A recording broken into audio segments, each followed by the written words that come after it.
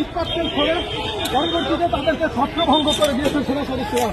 দেখতে পাচ্ছেন এই মুহূর্তে এনসিপির জুলাই পদযাত্রা চলছে, তারা রয়েছেন গোপালগঞ্জে এবং সেখানে এই মুহূর্তে সেখানে কিন্তু থমথমে পরিস্থিতি বিরাজ করছে। দেখতে পাচ্ছেন সেনা সদস্যরা রয়েছেন এবং তারা টিয়ার শেল এবং ফাঁকা বুলেট দিয়ে কিন্তু সরিয়ে দিচ্ছেন।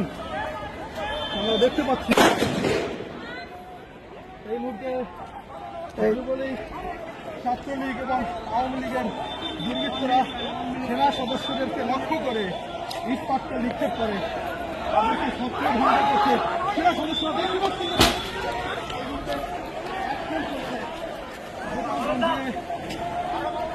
সেনাবাহিনীর যে অ্যাকশন, সেই অ্যাকশন আমরা দেখতে পাচ্ছি।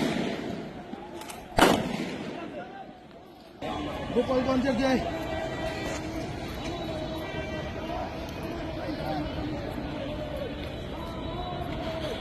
বঙ্গবন্ধু সড়ক নামে একটি সড়ক রয়েছে, সেই সড়কেই কিন্তু আমরা এমন চিত্র লক্ষ্য করছি।